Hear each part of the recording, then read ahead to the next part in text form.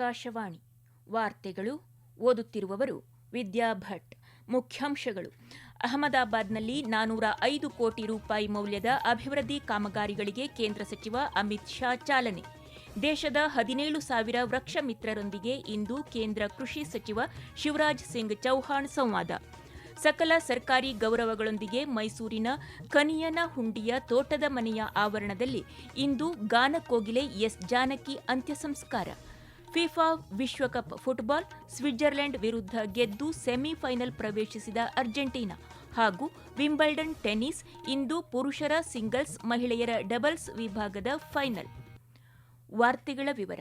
ಗುಜರಾತ್ನ ಅಹಮದಾಬಾದ್ನಲ್ಲಿ ಇಂದು 405 ಕೋಟಿ ರೂಪಾಯಿ ವೆಚ್ಚದ ವಿವಿಧ ಅಭಿವೃದ್ಧಿ ಯೋಜನೆಗಳಿಗೆ ಕೇಂದ್ರ ಗೃಹ ಸಚಿವ ಅಮಿತ್ ಶಾ ಉದ್ಘಾಟನೆ ಹಾಗೂ ಶಂಕುಸ್ಥಾಪನೆ ನೆರವೇರಿಸಿದರು. ಇದೇ ವೇಳೆ ಸ್ವಕ್ಷೇತ್ರ ಗಾಂಧಿನಗರ ಲೋಕಸಭಾ ಕ್ಷೇತ್ರದಲ್ಲಿ ಮಹತ್ವಾಕಾಂಕ್ಷೆಯ ಸಾಮೂಹಿಕ ಅರಣ್ಯೀಕರಣ ಅಭಿಯಾನಕ್ಕೆ ಅವರು ಚಾಲನೆ ನೀಡಿದರು. ಪ್ರಧಾನಮಂತ್ರಿ ನರೇಂದ್ರ ಮೋದಿ ಇಂಡೋನೇಷ್ಯಾ, ಆಸ್ಟ್ರೇಲಿಯಾ ಹಾಗೂ ನ್ಯೂಜಿಲೆಂಡ್ ದೇಶಗಳಿಗೆ ಕೈಗೊಂಡಿದ್ದ 6 ದಿನಗಳ ಯಶಸ್ವಿ ಪ್ರವಾಸವನ್ನು ಸಂಪನ್ನಗೊಳಿಸಿ ಇಂದು ನವದೆಹಲಿಗೆ ಮರಳಿದ್ದಾರೆ. 3 ರಾಷ್ಟ್ರಗಳ ಪ್ರವಾಸದ ಮೊದಲ ಹಂತದಲ್ಲಿ ಇಂಡೋನೇಷ್ಯಾ ಅಧ್ಯಕ್ಷ ಪ್ರಬೋವೋ ಸುಬಿಯಾಂಟೋ ಅವರ ಆಹ್ವಾನದ ಮೇರೆಗೆ ಪ್ರಧಾನಿ ನರೇಂದ್ರ ಮೋದಿ ಈ ತಿಂಗಳ 6ರಿಂದ 8ರವರೆಗೆ ಇಂಡೋನೇಷ್ಯಾಕ್ಕೆ ಭೇಟಿ ನೀಡಿದರು. ಈ ವೇಳೆ ಅವರು ಇಂಡೋನೇಷ್ಯಾ ಅಧ್ಯಕ್ಷರೊಂದಿಗೆ ದ್ವಿಪಕ್ಷೀಯ ಮಾತುಕತೆ ನಡೆಸಿ ಉಭಯ ರಾಷ್ಟ್ರಗಳ ನಡುವಿನ ಸಹಭಾಗಿತ್ವದ ಪ್ರಗತಿಯನ್ನು ಪರಿಶೀಲಿಸಿದರು. ಪ್ರವಾಸದ 2ನೇ ಚರಣದಲ್ಲಿ ಪ್ರಧಾನಿ ನರೇಂದ್ರ ಮೋದಿ ಆಸ್ಟ್ರೇಲಿಯಾದ ಮೆಲ್ಬೋರ್ನ್ಗೆ ಭೇಟಿ ನೀಡಿ ಆಸ್ಟ್ರೇಲಿಯಾ ಪ್ರಧಾನಿ ಆಂಟೋನಿ ಅಲ್ಬನೀಸ್ ಅವರೊಂದಿಗೆ 3ನೇ ಭಾರತ ಆಸ್ಟ್ರೇಲಿಯಾ ವಾರ್ಷಿಕ ಶೃಂಗಸಭೆಯಲ್ಲಿ ಭಾಗವಹಿಸಿದರು. ಅಲ್ಲದೆ ಭಾರತ ಆಸ್ಟ್ರೇಲಿಯಾ ಮುಖ್ಯ ಕಾರ್ಯನಿರ್ವಹಣಾಧಿಕಾರಿಗಳ ಸಭೆಯಲ್ಲಿ ಪಾಲ್ಗೊಂಡು ಉಭಯ ದೇಶಗಳ ಪ್ರಮುಖ ಉದ್ಯಮಿಗಳನ್ನು ಉದ್ದೇಶಿಸಿ ಭಾಷಣ ಮಾಡಿದರು. ಪ್ರವಾಸದ 3ನೇ ಹಾಗೂ ಅಂತಿಮ ಚರಣದಲ್ಲಿ ನ್ಯೂಜಿಲೆಂಡ್ ಪ್ರಧಾನಿ ಕ್ರಿಸ್ಟೋಫರ್ ಲಕ್ಸನ್ ಅವರ ಆಹ್ವಾನದ ಮೇರೆಗೆ ಪ್ರಧಾನಿ ನರೇಂದ್ರ ಮೋದಿ ಅವರು ಇದೇ 10 ಮತ್ತು 11ರಂದು ಆಕ್ಲೆಂಡ್ಗೆ ಭೇಟಿ ನೀಡಿದರು. ಕಳೆದ 40 ವರ್ಷಗಳ ಬಳಿಕ ಭಾರತದ ಪ್ರಧಾನಿಯೊಬ್ಬರು ನ್ಯೂಜಿಲೆಂಡ್ಗೆ ಭೇಟಿ ನೀಡಿರುವುದು ಇದೇ ಮೊದಲ ಬಾರಿ. ಕೇಂದ್ರ ಕೃಷಿ ಮತ್ತು ರೈತ ಕಲ್ಯಾಣ ಸಚಿವ ಶಿವರಾಜ್ ಸಿಂಗ್ ಚೌಹಾಣ್ ನವದೆಹಲಿಯ ಪೂಸಾ ಕ್ಯಾಂಪಸ್ನಲ್ಲಿ ಇಂದು ನಡೆಯಲಿರುವ ಪರ್ಯಾವರಣ ಸಂರಕ್ಷಣಾ ಸಂಕಲ್ಪ ಕಾರ್ಯಕ್ರಮದಲ್ಲಿ ಭಾಗವಹಿಸಲಿದ್ದಾರೆ. ಈ ಸಂದರ್ಭದಲ್ಲಿ ಅವರು ದೇಶಾದ್ಯಂತ ಸುಮಾರು 17,000 ವೃಕ್ಷ ಮಿತ್ರರೊಂದಿಗೆ ಸಂವಾದ ನಡೆಸಲಿದ್ದಾರೆ. ಕಾರ್ಯಕ್ರಮದಲ್ಲಿ ಮರಗಳ ರಕ್ಷಣೆ, ಜಲ ಸಂರಕ್ಷಣೆ ಮತ್ತು ಪರಿಸರ ಪುನಃಸ್ಥಾಪನೆ ಕ್ಷೇತ್ರಗಳಲ್ಲಿ ಗಮನಾರ್ಹ ಕೊಡುಗೆಗಳನ್ನು ನೀಡಿದ ದೇಶದ ಬಹುತೇಕ ಎಲ್ಲಾ ರಾಜ್ಯಗಳ ವೃಕ್ಷ ಮಿತ್ರರು ಭಾಗವಹಿಸಲಿದ್ದಾರೆ. ಕಾರ್ಯಕ್ರಮದ ಭಾಗವಾಗಿ ಕೃಷಿ ಸಚಿವರು ಪೂಸಾ ಕ್ಯಾಂಪಸ್ನಲ್ಲಿ ಭಾಗವಹಿಸುವ ವೃಕ್ಷ ಮಿತ್ರರೊಂದಿಗೆ ತೋಟಗಾರಿಕೆ ಅಭಿಯಾನವನ್ನು ಕೈಗೊಳ್ಳಲಿದ್ದಾರೆ. ಭಾರತೀಯ ಚಿತ್ರರಂಗದ ಅಪ್ರತಿಮ ಹಿನ್ನೆಲೆ ಗಾಯಕಿ ಗಾನಕೋಗಿಲೆ ಎಸ್ ಜಾನಕಿ ಅವರ ನಿಧನಕ್ಕೆ ರಾಷ್ಟ್ರಪತಿ ದ್ರೌಪದಿ ಮುರ್ಮು, ಉಪರಾಷ್ಟ್ರಪತಿ ಸಿಪಿ ರಾಧಾಕೃಷ್ಣನ್, ಪ್ರಧಾನಿ ನರೇಂದ್ರ ಮೋದಿ, ಮುಖ್ಯಮಂತ್ರಿ ಡಿಕೆ ಶಿವಕುಮಾರ್, ಮಾಜಿ ಮುಖ್ಯಮಂತ್ರಿ ಸಿದ್ದರಾಮಯ್ಯ, ವಿಧಾನ ಪರಿಷತ್ ಸದಸ್ಯರಾದ ಡಾ ಉಮಾಶ್ರೀ ಸೇರಿದಂತೆ ಅನೇಕ ಗಣ್ಯರು ಸಂತಾಪ ಸೂಚಿಸಿದ್ದಾರೆ. ಅವರ ಪಾರ್ಥಿವ ಶರೀರವನ್ನು ಮೈಸೂರಿನ ಮಹಾರಾಜ ಕಾಲೇಜು ಮೈದಾನದಲ್ಲಿ ಇಂದು ಬೆಳಗ್ಗೆಯಿಂದಲೇ ಸಾರ್ವಜನಿಕರ ದರ್ಶನಕ್ಕೆ ಇಡಲಾಗಿದೆ. ಸಂಗೀತ ನಿರ್ದೇಶಕ ಹಂಸಲೇಖ, ಹಿನ್ನೆಲೆ ಗಾಯಕ ವಿಜಯ ಪ್ರಕಾಶ್ ಸೇರಿದಂತೆ ಅನೇಕ ಗಣ್ಯರು ಅಗಲಿದ ಚೇತನದ ಅಂತಿಮ ದರ್ಶನ ಪಡೆದರು. ಇಂದು ಸಂಜೆ ಮೈಸೂರಿನ ಬೋಗಾದಿ ರಸ್ತೆಯ ಕನಿಯನಹುಂಡಿ ಬಳಿ ಇರುವ ಎಸ್ ಜಾನಕಿ ಅವರ ತೋಟದ ಮನೆಯ ಆವರಣದಲ್ಲಿ ಸಕಲ ಸರ್ಕಾರಿ ಗೌರವಗಳೊಂದಿಗೆ ಅಂತ್ಯ ಸಂಸ್ಕಾರ ನೆರವೇರಲಿದೆ. ದಕ್ಷಿಣದ ನೈಟಿಂಗೇಲ್ ಎಂದು ಪ್ರೀತಿಯಿಂದ ಕರೆಯಲ್ಪಡುವ ಎಸ್ ಜಾನಕಿ ಅವರು 6 ದಶಕಗಳಿಗೂ ಹೆಚ್ಚು ಕಾಲ ತಮ್ಮ ವೃತ್ತಿ ಜೀವನದಲ್ಲಿ ಕನ್ನಡ, ತಮಿಳು, ತೆಲುಗು, ಮಲಯಾಳಂ ಮತ್ತು ಹಿಂದಿ ಸೇರಿದಂತೆ 17ಕ್ಕೂ ಹೆಚ್ಚು ಭಾಷೆಗಳಲ್ಲಿ ಸುಮಾರು 48,000ಕ್ಕೂ ಅಧಿಕ ಹಾಡುಗಳನ್ನು ಹಾಡಿದ್ದಾರೆ. ಎಸ್ ಜಾನಕಿ ಅವರು Ilaiyaraaja, MS Viswanathan, KV Mahadevan, AR Rahman ಸೇರಿದಂತೆ ಇತರ ಪ್ರಸಿದ್ಧ ಸಂಗೀತ ನಿರ್ದೇಶಕರೊಂದಿಗೆ ಕೆಲಸ ಮಾಡಿದ್ದಾರೆ. 1988ರಲ್ಲಿ ಭಾರತಿ ರಾಜ ಅವರ ನಿರ್ದೇಶನದ ತಮಿಳು ಚಿತ್ರ ಸೆಂತೂರ ಪೂವೆ ಗಾಯನಕ್ಕಾಗಿ ಎಸ್ ಜಾನಕಿ ಅತ್ಯುತ್ತಮ ಮಹಿಳಾ ಹಿನ್ನೆಲೆ ಗಾಯಕಿಯಾಗಿ ರಾಷ್ಟ್ರೀಯ ಚಲನಚಿತ್ರ ಪ್ರಶಸ್ತಿ ಗೆದ್ದರು. ಅವರು 33 ರಾಜ್ಯ ಚಲನಚಿತ್ರ ಪ್ರಶಸ್ತಿಗಳು ಹಾಗೂ 2013ರಲ್ಲಿ ಪದ್ಮಭೂಷಣ ಪ್ರಶಸ್ತಿಗೆ ಭಾಜನರಾಗಿದ್ದರು. ಈ ವಾರ್ತೆಗಳನ್ನು ಆಕಾಶವಾಣಿಯಿಂದ ಕೇಳುತ್ತಿದ್ದೀರಿ. ನಮ್ಮ ಎಲ್ಲಾ ರಾಷ್ಟ್ರೀಯ ವಾರ್ತೆಗಳು ಹಾಗೂ ಪ್ರದೇಶ ಸಮಾಚಾರ ಈಗ ಆಕಾಶವಾಣಿ ನ್ಯೂಸ್ ಕನ್ನಡ ಯೂಟ್ಯೂಬ್ ಚಾನೆಲ್ನಲ್ಲಿ ಲಭ್ಯ. ನಮ್ಮ ಎಕ್ಸ್ ಖಾತೆ ಮತ್ತು ಇನ್ಸ್ಟಾಗ್ರಾಂ ಖಾತೆ ಆಕಾಶವಾಣಿ ನ್ಯೂಸ್ ಕನ್ನಡ. ಹೆಚ್ಚಿನ ಮಾಹಿತಿಗಾಗಿ ನಮ್ಮ ಫೇಸ್ಬುಕ್ ಖಾತೆ AIR ಕನ್ನಡ ನ್ಯೂಸ್ ಅನುಸರಿಸಿ. ಮಾಹಿತಿಯ ಹೂರಣ ವಾರದ ಕಾರ್ಯಕ್ರಮ ಪ್ರಚಲಿತ ವಿದ್ಯಮಾನ ಪ್ರತಿ ಬುಧವಾರ 9:15.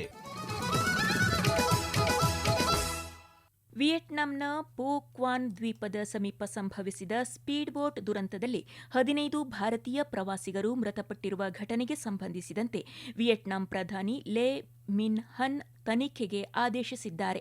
ಮುಂಬೈನಲ್ಲಿರುವ ವಿಯೆಟ್ನಾಂ ರಾಯಭಾರ ಕಚೇರಿ ಪ್ರಕಾರ ಅಧಿಕಾರಿಗಳಿಗೆ ನ್ಯೂನತೆಗಳನ್ನು ಗುರುತಿಸಲು, ಅಪಘಾತದ ಕಾರಣಗಳನ್ನು ತಿಳಿಯಲು ಮತ್ತು ಭವಿಷ್ಯದಲ್ಲಿ ಇದೇ ರೀತಿಯ ಘಟನೆಗಳನ್ನು ತಡೆಗಟ್ಟಲು ಸೂಕ್ತ ಕ್ರಮಗಳನ್ನು ಜಾರಿಗೆ ತರುವಂತೆ ವಿಯೆಟ್ನಾಂ ಪ್ರಧಾನಿ ಸೂಚಿಸಿದ್ದಾರೆ. ವಿಯೆಟ್ನಾಂನ ಪುಕ್ವಾನ್ ದ್ವೀಪದ ಬಳಿ ಭಾರತೀಯ ಪ್ರವಾಸಿಗರನ್ನು ಕರೆದೊಯ್ಯುತ್ತಿದ್ದ ಸ್ಪೀಡ್ ಬೋಟ್ ನಿನ್ನೆ ಮಗುಚಿ ಬಿದ್ದ ಪರಿಣಾಮ 15 ಮಂದಿ ಭಾರತೀಯರು ಸಾವನ್ನಪ್ಪಿದ್ದಾರೆ. 32 ಭಾರತೀಯ ಪ್ರವಾಸಿಗರು ಮತ್ತು 4 ಸಿಬ್ಬಂದಿಯನ್ನು ಹೊತ್ತೊಯ್ಯುತ್ತಿದ್ದ ದೋಣಿ ಹಾನ್ ಮೇ ರೂಟ್ ನ್ಗೋಯಿ ದ್ವೀಪದಿಂದ ಸುಮಾರು 400 ಮೀಟರ್ ದೂರದಲ್ಲಿ ಮಗುಚಿ ಬಿದ್ದಿದೆ. ಹಾರ್ಮುಜ್ ಜಲಸಂಧಿಯ ಮೂಲಕ ಸಾಗುತ್ತಿದ್ದ ಸೈಪ್ರಸ್ ಧ್ವಜ ಹೊತ್ತ ಕಂಟೇನರ್ ಹಡಗಿನ ಮೇಲೆ ಇರಾನ್ ಪಡೆಗಳು ದಾಳಿ ಮಾಡಿದ ನಂತರ ಅಮೆರಿಕ ಇರಾನ್ ವಿರುದ್ಧ ಮತ್ತೊಂದು ಸುತ್ತಿನ ದಾಳಿ ನಡೆಸಿದೆ. ಅಮೆರಿಕ ಅಧ್ಯಕ್ಷ ಡೊನಾಲ್ಡ್ ಟ್ರಂಪ್ ಅವರ ನಿರ್ದೇಶನದ ಮೇರೆಗೆ ಈ ದಾಳಿಗಳನ್ನು ನಡೆಸಲಾಗಿದೆ ಎಂದು ಅಮೆರಿಕ ಸೇನೆ ತಿಳಿಸಿದೆ. ವಾಣಿಜ್ಯ ಹಡಗಿನ ಮೇಲಿನ ದಾಳಿಯಲ್ಲಿ ಸಿಬ್ಬಂದಿಯೊಬ್ಬರು ಕಾಣೆಯಾಗಿದ್ದಾರೆ ಮತ್ತು ಹಡಗಿನಲ್ಲಿ ಬೆಂಕಿ ಕಾಣಿಸಿಕೊಂಡಿದ್ದು, ಎಂಜಿನ್ ಕೊಠಡಿಗೆ ಹೆಚ್ಚಿನ ಹಾನಿಯಾಗಿ ಹಡಗಿಗೆ ಪ್ರಯಾಣ ಮುಂದುವರಿಸಲು ಸಾಧ್ಯವಾಗುತ್ತಿಲ್ಲ ಎಂದು ಅಮೆರಿಕ ತಿಳಿಸಿದೆ. ಕ್ವೆಶ್ಮ್ ದ್ವೀಪ, ಬಂದರ್ ಅಬ್ಬಾಸ್ ಮತ್ತು ಸಿರಿಕ್ ಮೇಲೆ ದಾಳಿ ನಡೆಸಲಾಗಿದೆ. ಏತನ್ಮಧ್ಯೆ ಹರ್ಮುಜ್ ಜಲಸಂಧಿಯನ್ನು ಇರಾನ್ ಮುಚ್ಚಿದೆ. ಹಡಗೊಂದು ಅನಧಿಕೃತ ಮಾರ್ಗ ಬಳಸಲು ಪ್ರಯತ್ನಿಸಿದ ಘಟನೆಯ ನಂತರ ಸಮುದ್ರ ಮಾರ್ಗವನ್ನು ಮುಚ್ಚಲಾಗಿದೆ ಎಂದು ಇರಾನ್ ನೌಕಾಪಡೆ ತಿಳಿಸಿದೆ. ಈ ಪ್ರದೇಶದಲ್ಲಿ ಅಮೆರಿಕ ಹಸ್ತಕ್ಷೇಪ ನಿಲ್ಲಿಸುವವರೆಗೆ ಯಾವುದೇ ಹಡಗನ್ನು ಕಾರ್ಯತಂತ್ರದ ಜಲಮಾರ್ಗದ ಮೂಲಕ ಸಾಗಿಸಲು ಅನುಮತಿಸಲಾಗುವುದಿಲ್ಲ ಎಂದು ಇರಾನ್ ಹೇಳಿದೆ. ಅಮೆರಿಕದ ಕಾನ್ಸಾಸ್ ಸಿಟಿ ಕ್ರೀಡಾಂಗಣದಲ್ಲಿ ಇಂದು ನಡೆದ ಫಿಫಾ ವಿಶ್ವಕಪ್ ಫುಟ್ಬಾಲ್ ಪಂದ್ಯಾವಳಿಯ ಕ್ವಾರ್ಟರ್ ಫೈನಲ್ ಪಂದ್ಯದಲ್ಲಿ ಅರ್ಜೆಂಟೀನಾ ತಂಡ ಸ್ವಿಟ್ಜರ್ಲೆಂಡ್ ತಂಡವನ್ನು 3-1 ಗೋಲುಗಳಿಂದ ಮಣಿಸುವ ಮೂಲಕ ಸೆಮಿಫೈನಲ್ಗೆ ಲಗ್ಗೆ ಇಟ್ಟಿದೆ. ಅಮೆರಿಕದ ಫ್ಲೋರಿಡಾದ ಮಿಯಾಮಿ ಕ್ರೀಡಾಂಗಣದಲ್ಲಿ ಇಂದು ಬೆಳಿಗ್ಗೆ ನಡೆದ ಮತ್ತೊಂದು ಕ್ವಾರ್ಟರ್ ಫೈನಲ್ ಪಂದ್ಯದಲ್ಲಿ ಇಂಗ್ಲೆಂಡ್ ತಂಡ ನಾರ್ವೆ ತಂಡವನ್ನು 2-1 ಗೋಲುಗಳಿಂದ ಮಣಿಸುವ ಮೂಲಕ ಸೆಮಿಫೈನಲ್ ಪ್ರವೇಶಿಸಿದೆ. ಜೂಡ್ ಬೆಲ್ಲಿಂಗ್ಹ್ಯಾಮ್ ಅವರ ಅದ್ಭುತ 2 ಗೋಲುಗಳ ಮೂಲಕ ಇಂಗ್ಲೆಂಡ್ ತಂಡ ಸೆಮಿಫೈನಲ್ಗೆ 3ನೇ ತಂಡವಾಗಿ ಮುನ್ನಡೆದಿದೆ. ಸ್ಪೇನ್ ಮತ್ತು ಫ್ರಾನ್ಸ್ ತಂಡಗಳು ಸೆಮಿಫೈನಲ್ನಲ್ಲಿ ಈಗಾಗಲೇ ತಮ್ಮ ಸ್ಥಾನಗಳನ್ನು ಕಾಯ್ದಿರಿಸಿವೆ.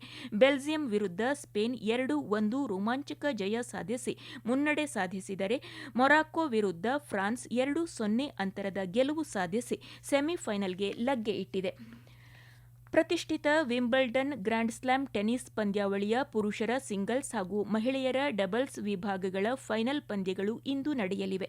ಪುರುಷರ ಸಿಂಗಲ್ಸ್ ಫೈನಲ್ನಲ್ಲಿ ವಿಶ್ವದ ನಂಬರ್ 1 ಆಟಗಾರ ಇಟಲಿಯ ಯಾನಿಕ್ ಸಿನ್ನರ್ ಹಾಗೂ ಜರ್ಮನಿಯ ಅಲೆಕ್ಸಾಂಡರ್ ಜ್ವೆರೆವ್ ಮುಖಾಮುಖಿಯಾಗಲಿದ್ದಾರೆ. ಪಂದ್ಯ ಭಾರತೀಯ ಕಾಲಮಾನ ರಾತ್ರಿ 8:30ಕ್ಕೆ ಆರಂಭವಾಗಲಿದೆ.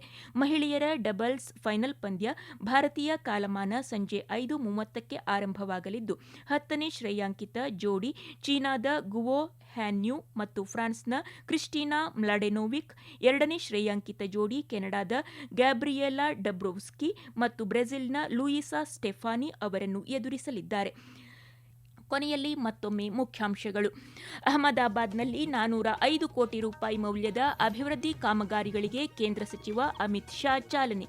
ದೇಶದ 17,000 ವೃಕ್ಷ ಮಿತ್ರರೊಂದಿಗೆ ಇಂದು ಕೇಂದ್ರ ಕೃಷಿ ಸಚಿವ ಶಿವರಾಜ್ ಸಿಂಗ್ ಚೌಹಾಣ್ ಸಂವಾದ.